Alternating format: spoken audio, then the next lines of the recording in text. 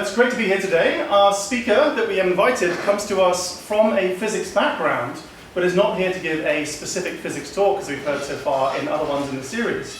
One of the wonderful things about what physicists do is allowing us to bring you a combination of what people do with these kind of qualifications and the roles that they fill in their lives. When we first meet a speaker, we ask them to describe their academic background, and that gives us a chance to see where they've been.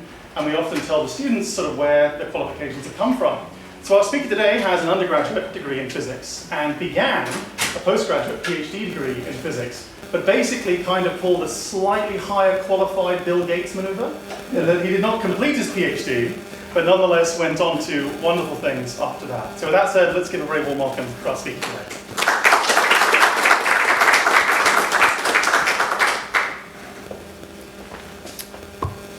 Thanks. Hi, everyone. I'm Lance, and I am a lapsed astronomer. It's been 24 years since my last observation. So I'm going to talk about, this is largely going to be a narrative talk about how I have used physics and where I went from my physics training through to where I am now. And if you've had other people talking about their journeys, I think it's pretty clear that very few of us have had a linear path, right? Almost no one ends up doing exactly what they started off doing. I'm going to sort of give you the bottom line of this talk up front. There's two main themes when I was thinking about this that I wanted to hit on. And the first is all the ways in which physics was really good training for me for doing not physics things. And the other is how important the soft skills that often physicists take for granted have been to my success. And the combination of the two is really what's allowed me to get to where I am today.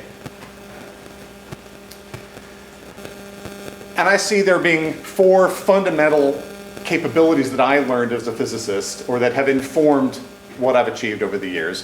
The first is that we tend to have a lot of ego, right? We've intentionally picked a hard subject, and we like to take on difficult problems, and we tend to be pretty cocky about our ability to solve them. We have learned really well how to learn things. We tend to be analytic in our approach, so we will break things down and be systematic in the way we take on the problems that we face. And finally, we tend to be pragmatic in our approach, as opposed to being sort of purist, particularly in the way we solve the problems, right? We want to have truth, we want to really get to the bottom, the core of things. But if you talk to a mathematician about the way physicists use math, they start off by cringing, right? Because we tend to be very results-oriented and less concerned about whether this particular hypothesis has been really actually proven, or it just turns out to always work. So I come from an academic background. Both of my parents are professors. My father was a physics professor, and my mother was a sociology professor at San Diego State. And so I got sort of a balanced left brain, right brain upbringing. And always a very academic approach. And so the dinner table was always lots of debate, lots of discussion. And I loved all the physics stuff that I heard about, that my dad would talk about, that I'd read. I really got into science. And so from a very young age, there was never any question that I was going to be anything but a physics professor. It was set in stone. At 5, if someone said, "What are you going to be when you grow up?" Physics professor. Very quick answer. Cut and dry. And so I pursued that. I went to a math, science, computer high school and focused on the science and the technology and all those STEM fields. And I happened to get a job through my parents' academic connections at the Fleet Science Center in San Diego, which is effectively a knockoff of the Exploratorium in San Francisco. I loved this job because it didn't involve standing in a steaming hot fast food kitchen flipping burgers. Right? It was vastly better than that. My job was to walk around the exhibit, see people interacting with things, work out what level they were ready to hear things at, and then explain the exhibit to them at that moment. And this was fun. I got to do demonstrations as well. I got to play with dry ice and space shuttle tiles and lasers and all sorts of cool stuff in front of an audience. And I thought, this is neat, right? I mean, this is the lowest stress, easiest, most casual job I could possibly have. At the time, I never thought of it as one of the most transformational experiences I would have in my life. That I didn't realize until many, many years later. But I think this is, certainly on some of the soft skills side, one of the most important jobs I've ever had. So when I graduated, I did the obvious thing. I continued to do physics because that was where I was going. So I went to UC Santa Cruz and majored in physics right off the bat. No waffling about majors. It was very clear. Day one, start that major path, start taking the required classes. Knew where I wanted to go. Probably the most important thing that happened at Santa Cruz is I met my wife. So I learned, learned more math, learned more physics, studied chaos theory, got to know the astronomy department there, finished that up, and so now I've got my bachelor's degree in physics. Where do you go from there? Well, since 5 I know where I go from there. I'm going to be a physics professor, so I applied to grad schools. We probably applied to 20-some grad schools. Turns out the only place we overlapped was back in San Diego, so I followed the path of least resistance, because for me, being a physicist was the path of least resistance, just to continue down this road and keep studying. So off I went to UCSD, and immediately jumped into the physics program, started going through the basic classwork, doing those first 2 years of all the basic physics and doing the qualifying exams. And during this time, I developed sort of a hypothesis about knowledge, and I call it the fractal boundary of ignorance. That is, there's the things we know, and there's a boundary, and then there's things we don't know. And each time we expand that boundary, it actually increases the surface area of the boundary. So we've learned some, but the amount of new stuff we don't know is actually increased faster. And when it came time for the professors to start pitching grad students to come join their teams, my advisor spoke directly to my way of thinking about that. And he was David Tytler, and he was working in the astrophysics group, working with the Hubble Space Telescope and the Keck. And these two instruments had just come online. We're talking 92. So these had just started seeing first light, people were getting their grants, and his pitch to the students, I thought, was brilliant. It shows the importance of a good pitch. A lot of people stood up and just gave their lecture about, here's my research and here's what I'm doing, and I need a bunch of slave labor to come and help me with my project. My advisor, Dr. Tytler, said, there's 2 things you need to know about astronomy right now. 1, these 2 amazing new instruments have just come online, and every time we build a new generation of telescopes, you're guaranteed to find new things. It's a given. Every time you get a bigger thing, you look deeper, better exposures, new sections of the spectrum, you're going to discover amazing things. It's guaranteed we will be having important papers, learning new things. And I've got the grants, I've got the proposals, come work with me, we'll be able to work on really cool stuff. And the other thing, he said, is that the distance from where you are to the edge of that boundary of ignorance is short. So if you're doing particle physics, even back then, these papers have thousands of co-authors each. And you've got to learn a huge amount of physics to get to being able to talk coherently about the cutting edge of string theory or something like that. And, the energies required are phenomenal. But he said, by contrast, at this point, then our knowledge of the age of the universe was uncertain to almost a factor of 2. Right? The age of the universe was 10 to 19 billion years. That's pretty vague. That says that, oh, I'm in ignorance, right? I've now crossed the line, I'm discovering new things. It was right there. And I thought, wow, that's actually a really profound way of looking at this, that you can hit the ground and within your first year be starting to contribute to the field because it's right there, you can start adding on. And so I joined his team. I thought that this is going to be exciting stuff. I joined on, and we were using the Keck and the Hubble to look at the early universe. And so here's a quick diagram of the universe, not mine. And my thesis was right about here. And it was kind of a cool question. The problem was that, of course, Big Bang, hot. This is going to be my advanced physics talk, by the way. Big Bang, hot. The universe expands, things get cool. Stars, quasars, things like that come about. Universe gets hot again. And so you can see this. You can look way, way back, looking at quasars as backlight, look at the absorption spectra and see how hot are the gas clouds that you see between here and that very high redshift object. And the problem was they turned out to get hotter sooner than any of our theories predicted. There should not have been a population of objects that could generate enough energy to reionize these galactic clouds to that level that early. And so what we were trying to do was then look at all of the gases that were out there. Look at the abundances of the different ion species. So let's look at neutral oxygen and singly ionized, double ionized, triple ionized, and helium and carbon and iron and silicon, and each one of these different elements. Look at all the different kinds of ions that we see. What's the column density of them? And then run a whole bunch of models of theorized input spectra to see which produces the relative ratios that we actually found. Which I thought, my advisor came up with this, I didn't, but I thought that's really a pretty clever approach. Let's back into it. At the very least, maybe we can rule out some theory. So that's what we were doing. We're getting, we had big Hubble time, big Keck time. We're trying to process this. And this was also an exciting time just to be in physics because the internet was happening. I don't know if you recall, but the World Wide Web was basically invented, I think, in 91 or 92.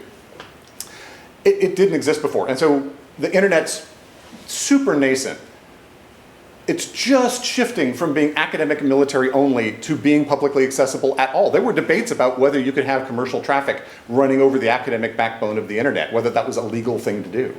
And there I was sitting in my office at UCSD with a Unix workstation on my desk directly connected to the San Diego Supercomputer Center. I'm plugged into one of the main nodes on the internet at the time. And so I'm getting to do all sorts of cool things, like I had to set up the website for our astronomy group. And I had to admin all our networks and build these things. And we're sending emails and watching this technology explode like a rocket. And to give you an idea of how small the internet was at this time, there were no search engines. This was the search engine. This was a hand-curated list of all of the interesting websites on the internet managed by CERN. It was about 2 pages long. And my website got added to this just a couple of months after this snapshot, which they have up for historical interest. It also shows you how boring websites were back then. Solving particle physics places. Yeah, well, and that's because it was invented at CERN, right? So the first people to adopt the web were all particle physicists. And needless to say, the CERN people who were curating this list had a particle physics bias. And for quite a while, almost all the sites were physics anyway, so our astronomy group was up there. But I learned some useful skills. Right place, right time, you get to learn other things that will turn out to be useful later that weren't physics.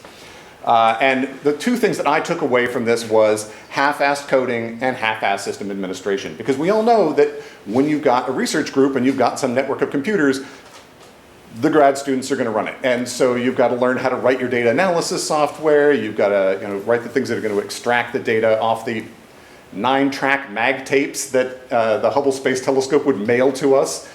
You guys are fortunate not to get this, but big reel-to-reel tracks. And then managing the entire network. So I'd learned to set up these networks and run them and with the other grad students. And of course, grad school's a distracting environment, right? There's so many cool people to talk to and things going on. And one of the things that was going on at this time was the second crypto wars. And this was an interesting situation where the government was realizing that computers and communications were important. And security was important. Hackers were a thing at this point. And they were worried, well, are people going to steal our financial transactions and that sort of thing? So the NSA had this brainstorm. They said, what we're going to do is we're going to give a crypto chip to every computer. We'll have one built into every single computer that's sold. And so now everyone will have strong hardware-based cryptography built into their computers. But, we're not real comfortable with that. So we're going to keep a copy of all the keys, which a lot of people weren't real big on. So I then joined a crypto-anarchist group online called the Cypherpunks, and we started developing internet privacy software, anonymous email systems in particular, in our spare time. And so this was was a little bit of a drag on the speed of my PhD thesis, but I was having a blast because this is kind of fun. You're going against the man, right? It's trying to build tools. You feel like you're involved in a big effort. And pretty soon I'd written a whole new anonymous email platform and deployed it and gotten it out there. And there's dozens of people running my servers, and there's thousands of people using it, maybe tens of thousands, getting some cool attention. And I remember the first time I realized that this was getting big was the phone on my desk rang. This is back when we had phones on desks. And picked that up and say hi, and it turns out it's the head of IT at UCSD. And he says, "Is this Lance? Yeah. Is this your computer's address?" I go, "Yeah." I go, "Can you explain to me why your desktop workstation is the single largest source of email on campus, including the campus email server?" I said, "Well, yeah." And I told him about the Clipper chip and privacy and anonymous email systems and why I was doing this. And I think this is a sign of the times. It's like, cool, thanks. At last I heard of it. Until about 6 months later, when I get another call from the same guy. This time his question is, "Can you explain to me why I've just spent an hour on the phone with the chief counsel of the Church of Scientology?" And I said, "In fact, I can. It turns out that someone's been using my remailer to post all of the inner teachings of Scientology to the internet. Because they're all trade secrets and everyone has signed NDAs, she's calling you with a cease and desist because this is violating their non-disclosure agreements, about which I don't care. And because I built this and it's an anonymity system, I couldn't even tell you who's sending it if I wanted to, and I don't really have a mechanism stopping them anyway." And he said, "Oh, okay." And again, last I heard about that. So I don't recommend necessarily you trying this without permission going forward, but the internet was definitely a more forgiving environment back at that time.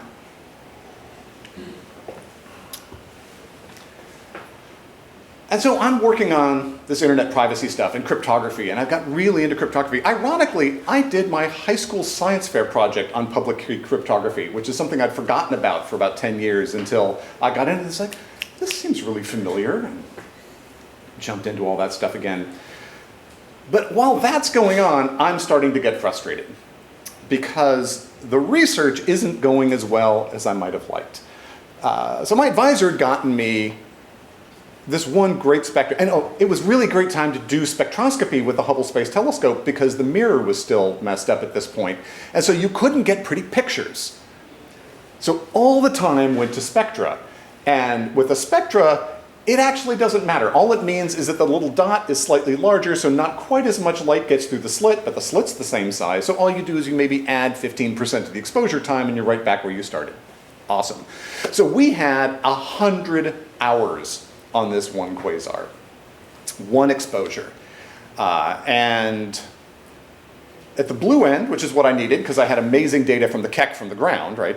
10-meter telescope, you've got some fantastic stuff. At the blue end of the Hubble Space Telescope's range on our object, we had, with a 100-hour exposure, a signal to noise of 1. And a spectral resolution of about 100 kilometers per second.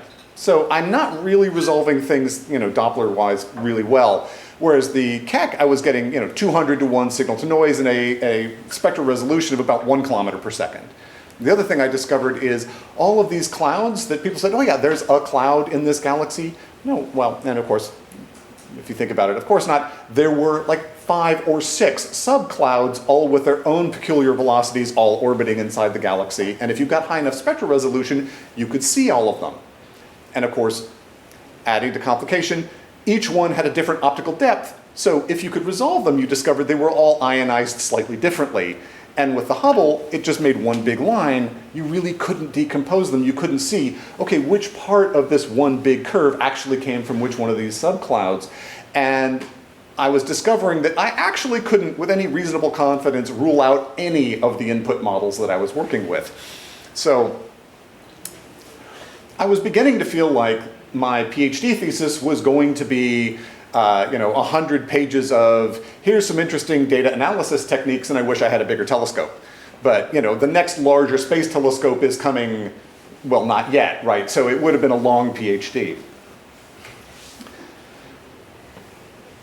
But the privacy stuff was really going gangbusters. This was getting media attention. I got interviewed in newspapers. I was, in an article in the Wall Street Journal. I'm going to conferences. And this was making a difference. Right? So one of the frustrations I had with my research was there were about 10 people in the world who really cared about this particular answer at this particular time. And they already knew the answer I was getting because I emailed them. I knew all of them, right? We're in constant communication. Whereas out here, there's literally thousands of people, and this is sort of a social issue, and I'm having an impact on the world and actually changing things out there in the larger universe. And that was very attractive. And so I started to think, maybe I can make a business out of this. Should I try to jump out of academia and make a change? And one of the problems was with open source software, especially back then, that the first step in using my anonymous remailer system was to unpack the tar file on your Unix server and then run the make file to compile the binary. And then you'd access it from the command line, which sort of ruled my mother out as a customer. Or really most people with legitimate needs for privacy. These things had all sort of fallen into that problematic, it is by hackers for hackers kind of environment. And I wanted to do something that was actually going to be useful to the masses. The dream we all had was there are dissidents out there who need these technologies and we want them to use them. Problem is, those people aren't technical. They don't have Unix workstations. They don't have that background. It wasn't going to be useful.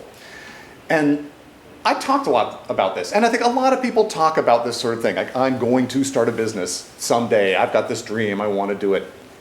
And I was certainly one of those, and I talked about this a lot.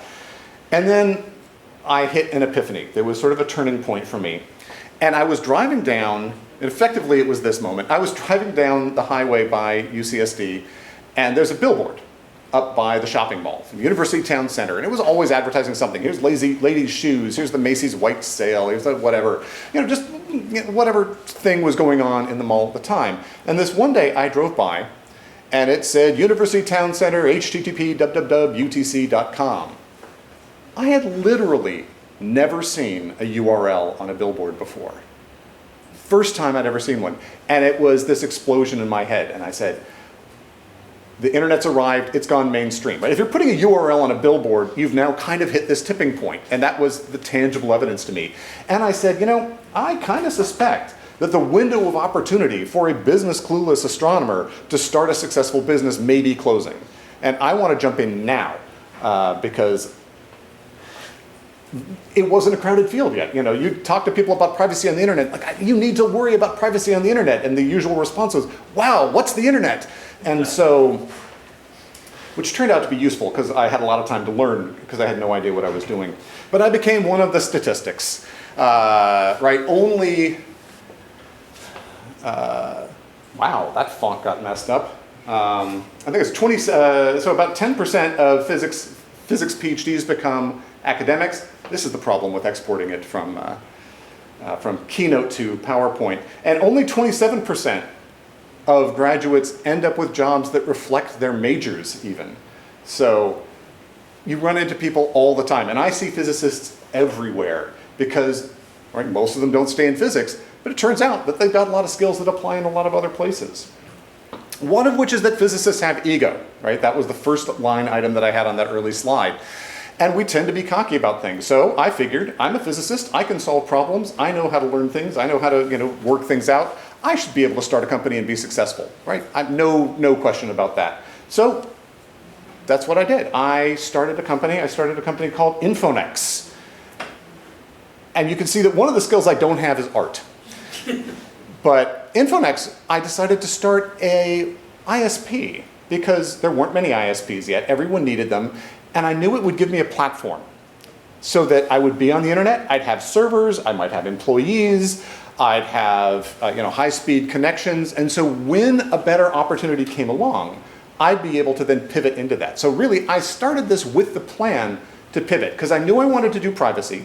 And this was a privacy-oriented ISP. We sold anonymous web hosting accounts, which we did for a couple of years until we just finally decided that those people were too scary to have on our computers. That was a very disturbing area. That and the guy who would come in and pay us for his account in his bathrobe with 9 fingers at 7 feet tall in cash each month. And we're like, okay, the address has to come off the website. We just can't have that any longer. So if you've thought about starting a company, I kind of recommend the approach that I took, which is act like you're starting a company. Really, it was as simple as that. I didn't really know what I was doing. I didn't have any clear ideas of where I was going, but you sort of say, well, I need to have a company. That probably means I need to have a corporation. So I looked in the yellow pages and found a lawyer and called up the lawyer and said, I want to start a business. And he said, okay. And pretty soon I have some paper that says I have a business, and he tells me how to file that with the state. And then, well, I should probably get like a domain and a website. So I set that up actually at my house, and then I'm not going to want to work out of my house. I'm going to want to hire some people. So, I probably need to work out how to get an office. So I find some real estate guy who does commercial real estate and work out how that works. And pretty soon I've got a little 10 by 15 room in some tiny office building in a suburb of San Diego, and got some T1 into there and got some internet, and I've got that. Went out and bought a used equipment rack and started sticking modems in there so people could dial up, because this was analog modem time. And so just sort of pretending like you're starting a business turns out to end up with you having a business. Now, you might end up with a better business had you thought about it more in advance, and I'll probably talk about that later, but just start moving forward. And it's amazing how the momentum builds and things snowball, and pretty soon, I had 6, 7 employees, and we were customers and business and things happening. I did have, though, probably one of my less successful thoughts. I was going to finish my PhD in my spare time. Spare time doesn't happen with a startup. I paid my tuition, I think, for the next 4 years with the delusion that I would eventually find the time to finish the last bit of my unfinished thesis, which is why it is still in a box in my garage. And every once in a while, take it out, look longingly at it, flip through the photocopied preprints that don't make sense to me anymore, and then put it back, because I can't quite bring myself to throw it away. Still has the original mag tapes of my Hubble and Keck data. I don't think I could even find a device to read any of those tapes anymore, but I can't get rid of them. But I see people who want to start companies with the idea of like keeping their day job or having a side gig or keeping some other employment. That's just not going to happen. That's total fantasy. I have never worked as hard as I did when I was doing the startup. The hours were just ridiculous, and it's all existential threat. Like every time there's a hiccup that endangers your company, your entire net worth is tied up in this. If it fails, you are bankrupt. Now, the nice thing about being a grad student without kids or anything is the difference between that and being bankrupt is fairly small. The risk premium was not significant. And I remember I actually had this conversation with Barb. We sat down and said, I want to start this company. And we were actually renting a house from my parents at the time. And so I said, so if this fails, we'll declare bankruptcy, I'll go back to grad school, and I'm fairly sure my parents won't put me on the street. And so what do I got to lose? I'm in a good place. But I do talk to people who are doing startups who have a mortgage and 3 kids getting ready for college. And that's a daring thing to do, right? That is a really scary situation. And I find myself with sort of 2 pieces of advice that I want to give them. On the one hand, I want to say, look, as a human being, I can't recommend this. But as a potential investor, I will not give you a penny unless you are cutting off the branch behind you, right? You have to be all in with no way of crawling back. When you're starting a company, you wear all the hats. Everything is your responsibility. So I went in knowing a lot about cryptography, and I knew some half-assed coding, and I knew some half-assed system administration, and I could put a network together. But I did not know accounting or law or marketing or how to put together a website or design or how to manage even billing for things. But you're going to learn. You're going to learn fast. This is a vertical learning curve because you need to hit the ground, and the business needs answers to these questions, and you need to come up with those answers in a big hurry because there's someone waiting for that, or you can't move forward, or your system's going to stay down for some reason. And that, I think, was one of the useful things that came out of physics, is we know how to learn, right? The whole process is, here's some whole new corpus of knowledge for this quarter or this semester. Go, learn this new way of thinking about things. Here's this new approach. Here's all these new methodologies that you need to adopt. Come up to speed on that. Great, test you know it. Next quarter, boom, here's a whole new area. Now we're going to do, thermodynamics, and then we're going to do classical mechanics. Oh, we're going to do quantum mechanics now, right? Each one of these is, radical shift from the other. But by the time you've been through that for some years, you're getting pretty good at, okay, I can pick up a book and work out what I need to know to get something done in a pretty big hurry. And I think this is why you see a lot of physicists as founders. There's a ton of companies out there started by physicists because they're not afraid of that prospect, and they have ego. After a couple of years, I was approached by a company that had built an anonymous web browser plugin. Basically, it filtered your web. So it did what I did for email, but for the web. Didn't do it very well. It was kind of clunky. It was open source. They were giving it away. And they actually wanted to go back to grad school and go back and do that. They'd never tried to make a business of it. This was just always a hobby for them. And they wanted to give it to someone, well, sell it to someone, but someone that they trusted, not some random individual. And because of my background and the fact that I'd been doing these anonymous remailers and continued to do that and had the privacy-oriented ISP and was outspoken at conferences about this issue, they sold it to us and brought that on board. We ended up rewriting it completely and cycling around, and that was a better name than we had too. So we took that name and built out the company around the Anonymizer brand and refocused around web-based privacy, making people anonymous when they're accessing the web. Because by this point, the web had become really much bigger than email, much more significant use case. And typically when you're emailing someone, they know you. But at least back then, when you were going to the web, you were passively consuming data. And so it was possible to have high levels of anonymity when you were accessing that. At this point now, I've got a consumer brand that I'm trying to go worldwide with. Right? ISP is just local. People needed an ISP, they'd find me. But with Anonymizer, I've got to convince people that the internet's scary, that they have privacy issues, that there's something they can do about it, and they can solve that problem by giving me money. And so now we're talking marketing. I had no idea about marketing. So thinking about how do you sell stuff, how do you communicate? And this is where I started to realize the importance of that job I had back in high school, which was with each audience. Who's the audience? Where are they at? How much do they know about this topic? And how can I explain the issue to them at a level where they'll engage with it? They'll be able to go, okay, I see why this is relevant to me. I get what you're doing. For some people, maybe they want me to go into super detail about, okay, how do I actually hide who you are and provide anonymity? They want the technical details. But most of my customers, they just want to understand social proofs. We've got lots of customers, or here's why my motivations are good. Because of course it's inherently difficult to say everyone's out to get you. Trust me, I have your best interest at heart. Right? That is a tricky sell to make.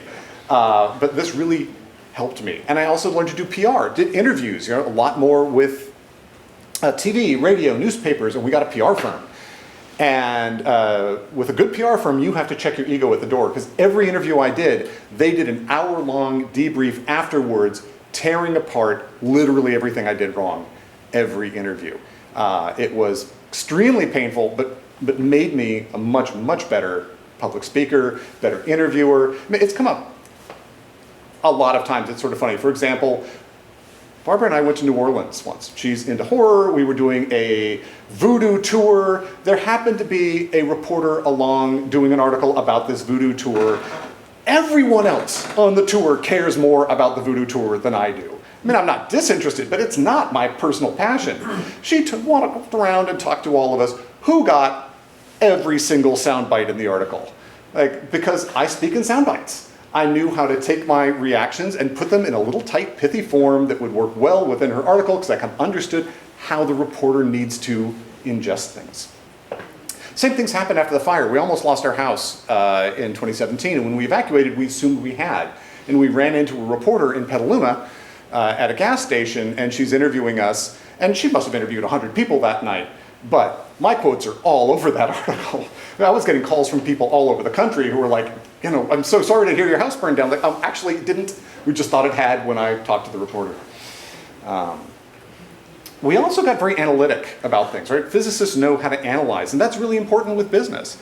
particularly with things like marketing. Right? You want to be able to have some hypothesis. I think this kind of message will resonate with this audience. Let's test it. Measure the response. Try A/B testing. I want a couple of different samples of messaging and let's see which one works better.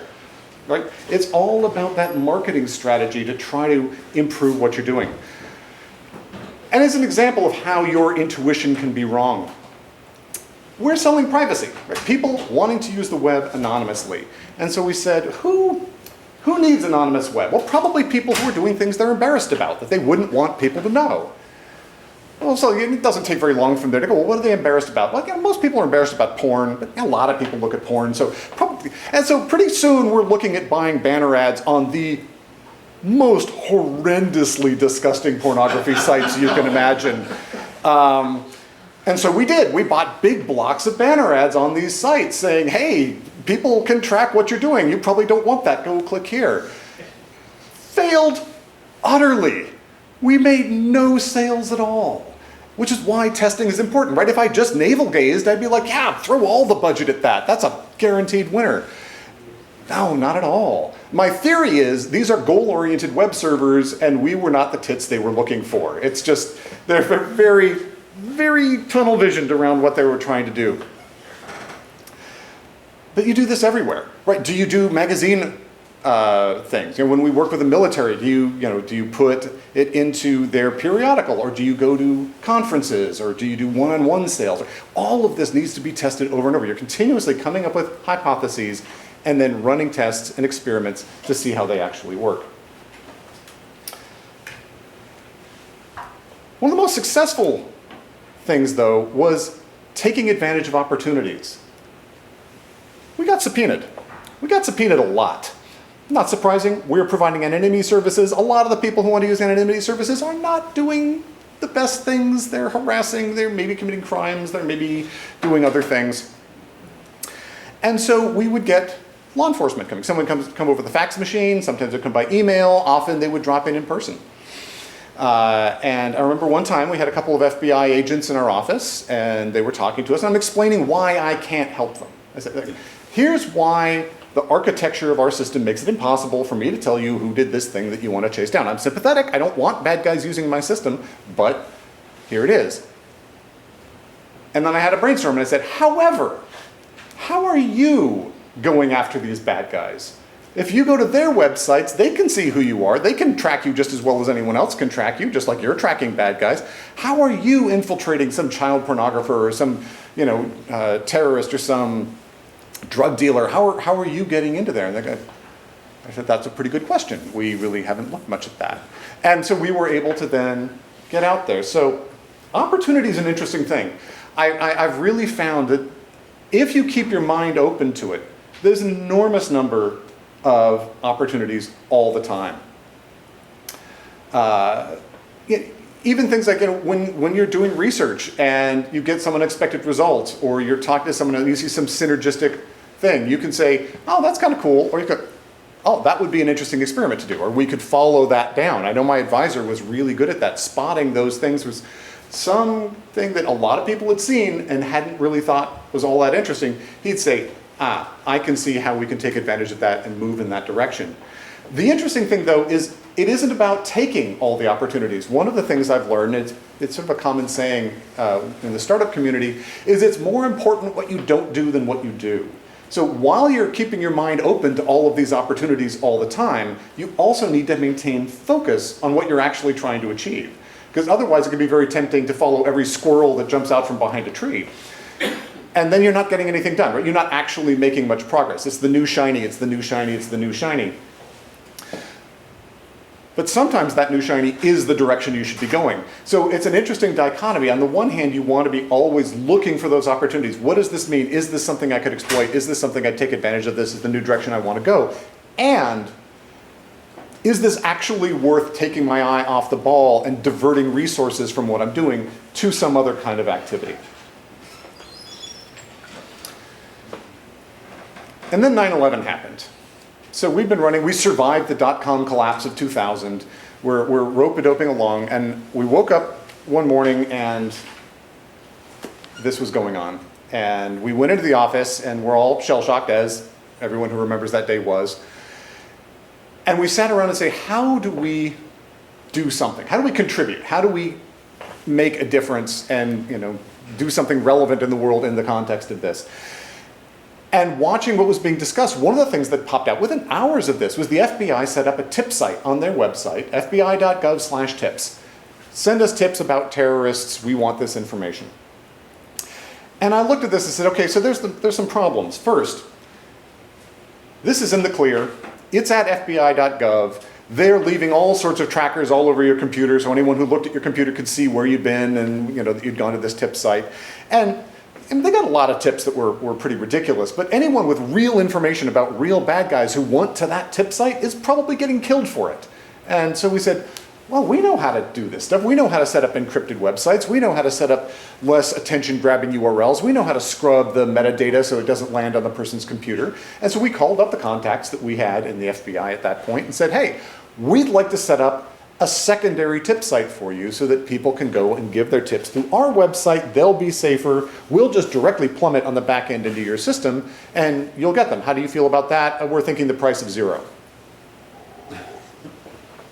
And they said, awesome, we're down with that. So that was 9/11. I think 9/14 we had the system up and running. And over the next couple of months, we processed 25,000 tips through the system. And this had a remarkable effect, because up to this point, in the minds of most people in government, Anonymizer was a bad guy. We may not have been an evil bad guy, and maybe a bad guy that they could work with a little bit, but fundamentally, the world's pretty black and white. There's not a lot of gradations. You're a good guy bucket or bad guy bucket. We were kind of bad guy bucket. After this, we moved into good guy bucket. It really changed their minds about us and opened a lot of doors. It gave us a lot of visibility inside the government, and suddenly we were able to get into organizations and talk to people that we hadn't. We were getting involved with all sorts of organizations in Southern Maryland, Northern Virginia that have 3 letters in their name. And doing a lot of business with all sorts of folks in the government. And it turned out that was really useful, the pragmatic aspect of being a physicist. So for example, when we built that terrorist tip line, I knew a lot of people who thought about how to build anonymous blinded systems, and they had very complex systems that required lots of subtleties to implement, are difficult to use. And I said, my approach was, can I build something fast and simple that anyone could use that will substantially reduce the odds of these people being killed? And can I deploy that fast? And boom. Was it pretty? No. Was it well coded? No. This was pretty rough stuff, but it got the job done. And with the relationships, we were able to actually get into talking to the Voice of America.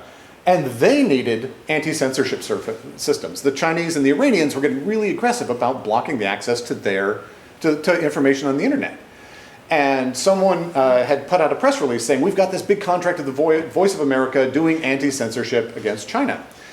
And so at this point, I'd hired in a businessman to be my partner. And Bill saw this. And so he reached out directly to that group and said, oh, you shouldn't work with these guys. They're a bunch of jokers. We've got a way better system. And you gotta take a meeting with us. Don't make this big mistake. And they said, well, actually, these guys kind of jumped the gun with our press release. We don't, in fact, have a contract with them yet. So, yeah, we'd love to talk with you. And they hung up the phone, and Bill walks down the hallway and said, Lance, I told them we have a much better system. Can you go invent one? It's dangers of having business guys around you. But I did. Is it perfect? And then the cryptographers I know would have built some beautiful edifice of mathematical complexity with guaranteed provable security. I put together something that was very simple, pretty rough, but easy to modify, that got the job done. And over the next couple of years, we ramped up to the point where we had about 100,000 users each in China and Iran, and we're able to stay ahead of them on an ongoing basis until when it started, they could catch us and block us about every 3 months. And then it got to be every 6 weeks, and then 4 weeks, and then 2 weeks. And about the time they were blocking us in 18 hours, we're like, okay, this is going to be problematic. We need a whole new paradigm for how we're approaching this. Unfortunately, that solution was going to add a zero to the price, and the Voice of America doesn't have that kind of money.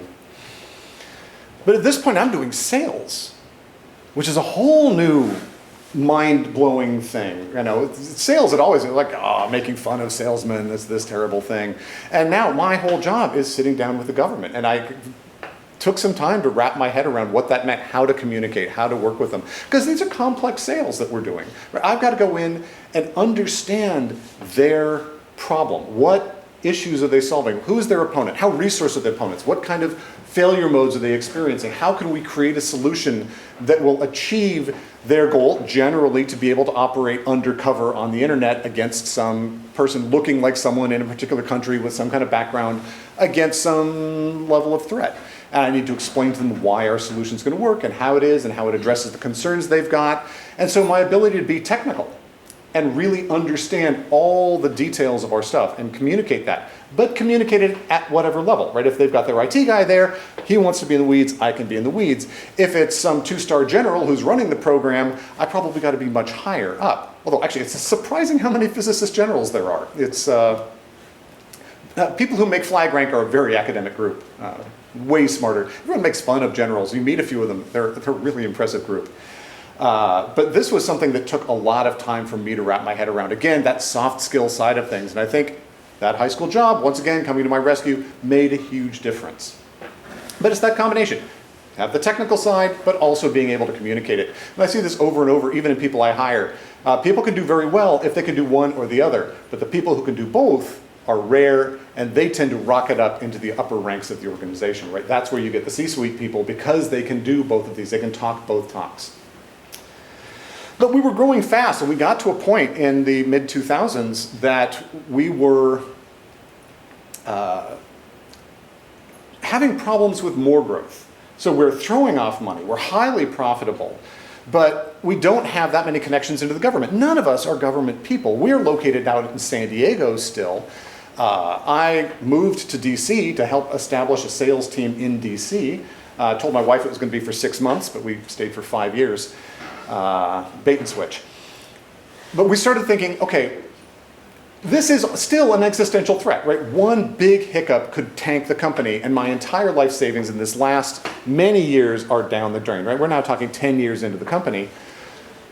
But we've got a good thing here. This is worth a lot. And so we started to do some really detailed, sort of try to be emotionless analysis of this problem, right? What are the risks? What are the rewards? There's a chance, right? In the next 2 years, we could double the size of the company. But there's a chance we could knock a zero off the size of the company too. And what are the odds? Yeah, no one has a good crystal ball. But we went out and said, yeah, I think it may be time to sell the company at this point. And so we put it on the market. We were not happy with the numbers we got. You know, we didn't get the kind of valuations we wanted, so we pulled it back, waited a year, put it on the market again, having proved out another year of hockey stick, and we found a small government contractor who really saw the strategic value, was willing to pay the kind of money we wanted, and we sold the company to him. At which point, I became chief scientist of Intrepid. Best title ever. No one has any idea what it means, but it gets you in sort of all kinds of doors. No one wants to talk to sales guy, but everyone wants to talk to the chief scientist, right? That's pretty cool. After I'd been that for a couple of years, I'm like, I don't want to live in Virginia anymore. So I want to move to Healdsburg in 2012. And tell you what, we can shake hands or I can telecommute. And I said, we're pretty happy with what you're doing. So I moved to Healdsburg and I telecommute. And I am still chief scientist for Intrepid. And it is a beautifully undefined job. Really, no one knows exactly what I'm supposed to do. I report to the CEO. Effectively, my job is look around the company and see where I can add value, and then go add value there. No one's going to look over my shoulder and tell me, exactly how I should be doing it. One of the interesting things that's ended up is I am the face of the company. I do all of our interviews, I do all of our PR, I am the face of our YouTube channel, I write almost all of our blogs, I, until very recently, did almost all of our public speaking. And the reason is that the company that bought me was all CIA operations spooks. And the worst thing in the world for them is to be seen speaking publicly. Like, you talk like, what's the worst failure mode of a CIA operation? It's not the operator getting killed, it's landing on the front page of the Washington Post. That's the failure mode that's really bad. That's the career-limiting mistake. So I ended up doing a lot of public speaking, a lot of things. For several years, the marketing department of this company reported to me because of my ability to frame the complexities of what we do. And these are very complex solutions with a lot of subtleties in ways that would immediately speak to our customers. But after I moved here, I said, I miss these early days. I miss the startup world. And so I joined the North Bay Angels. It is, in fact, one of the oldest angel investment organizations in the nation. And so angel investing are what they call high net worth individuals, rich people, who like to invest in startup companies. And so startup companies need some money. They need $20,000, $50,000, $100,000 to get from I've got an idea, I've got maybe a prototype, to I've now got customers and revenue and I'm starting to move and I can get interest from bigger people. And so this is an organization, we meet every other month and get to hear pitches from all kinds of different startups, and it's such an amazing variety of companies. Right? Because when I'm working in my company, I have tunnel vision. The whole universe is my kind of company, and it's a weird little niche-y company. Right? My company looks like nothing else. And one thing you quickly discover is all of these companies are unique and niche-y. Everyone's idea is a little different. It's got a different angle. It's covering a different kind of customer, and it's fascinating. I've learned so much because, right, I've got one data point. It's hard to extrapolate from a single data point. Now that I'm in the North Bay Angels, and I'm actually on their selection committee, so I even get to see the bad pitches that don't make the real meetings, I see all the different ideas and all the things they do right and all the things that they do wrong. And the main thing I learned from this is I did everything wrong. I mean, I never got venture capital investment when I was doing my startup. And having sat on the other side of the table, I know why I never got venture capital investment. The way I framed it, the way I put the message together, the way I articulated the value proposition. And I think I made one of the mistakes, especially early on, that's very common, is I talked about what I wanted to talk about rather than what they wanted to hear. And it's all about the audience. I needed to be framing things in terms of how do I answer their questions? What are the things that they care about? What are the concerns they have? And style. I did not present well in the early days. And unfortunately it matters. It's not fair. The fact that you are a good public speaker with good presence who can project to the back of the room really doesn't have all that much to do with whether your company is going to be successful, except that it has everything to do with whether you get funded. And has a lot to do with your ability to hire people and get the world excited and do sales, right? It's all, when you're starting a company, it's all about pitching people and pitching your ideas and pitching customers and getting people excited. You're the ultimate hype man for your business, and that's the ongoing mission. It is, in fact, the most important mission of the CEO, is just continuously promoting your own company. And so I love helping companies do this. I work with lots of startups, mentoring them, helping them understand how to present their company, working on their pitch decks, working on their business plans, thinking through how to message this and how to optimize what they're doing, which is something that didn't exist when I was starting. But now there's lots of sort of mentoring organizations and programs that help you learn what you need to learn. And I don't personally scale well, but there's only a handful of people that I can mentor at a time, especially because I still have a full-time job. I'm not retired yet. So I started a YouTube channel, feeltheboot.com, because the people I mentor refer to me as a boot, because I sort of keep a boot up their butt. And I'm now every other week putting up a video and a blog post at feeltheboot.com with advice for startups. And it's a very simple system. Every time I give a piece of advice to a company for the third time, I write it down, and that's going to be a new episode topic, and I keep putting those out. I also do a every other week video series for Intrepid, my day job, talking about being anonymous on the internet. So that's always fun. So if you want to be a founder, I now have some somewhat more sophisticated advice than I started with, which was pretend to be a founder. Although that still does apply, right? Those steps still happen. But I'm going to say it's really important to understand your business intimately. Ideally, you want to have been in that industry. It's very difficult from the outside to look at a problem and understand why is this a problem and what are the alternatives and why are the existing alternatives not working well enough. And I think one of the realities that people need to face also is that there are existing alternatives, right? These businesses exist, they must have solved this problem in some way. For a lot of the companies I see doing really sophisticated online things, their competition is Excel spreadsheets. But their problem is that for 20 years, Excel spreadsheets have worked well enough. These companies are running their companies on Excel spreadsheets. So the question is, why is this that much better? think about the business plan, especially with scientists and engineers and most technical founders. We love our technology. We love the tool we built, the widget, the code, the tech stack that we built. I'll go to someone and say, tell me about your company. And I start hearing about, the particular kind of database they're using on this really cool sort of processor architecture. I mean, personally, I may actually be interested in that. I'm a nerd, I get that. But I really don't care as an investor, as a businessman, right? They're missing it. They need to be telling me, what's the business plan? And these people often haven't thought about, how are you going to go to market? How are you going to sell this? How much money do you need to spend to get how many customers, and how much will they pay? And why do you think they'll pay that? And can you get enough of them? I'm not interested if you can get 1,000 customers. Can you get 1 million customers or 10 million customers? Will this really get that big? Because and I've actually got a whole episode on why angel investors can't invest in small companies. But fundamentally, because most startups fail, everything we invest in has to have the potential to go huge. Because then on average, we do a little better than the market. And if you happen to back Facebook early on, you do a lot better than the market, but there aren't many of those.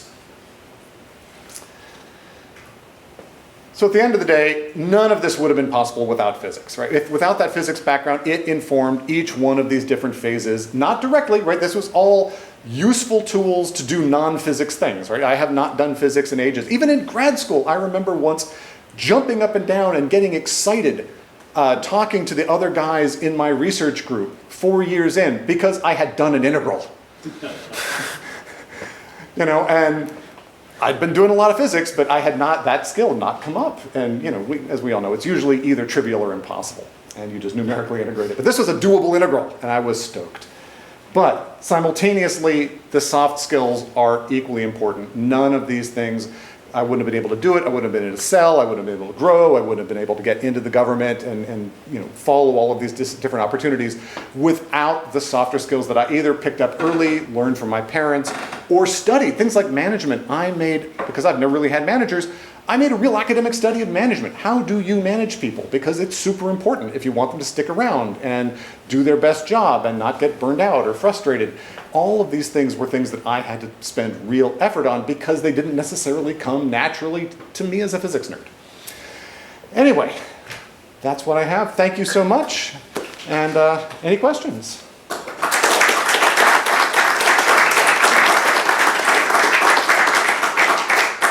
You may be happy with the title of Chief Scientist, but I think Physicist General sounds well, time for one or two quick questions, or we have our general audience. What do you think about the relative prevalence of VPNs currently being pitched to just regular users on the internet? Good thing, bad thing? So I think VPNs as a security tool are great. Anytime you're on an unencrypted Wi-Fi or public internet or a hotel, there's a lot of vulnerabilities. There's less clear text than there used to be, right? Email and most websites are now encrypted, so it matters less than it did. But that is an important element, especially traveling internationally. They're often sold as privacy tools.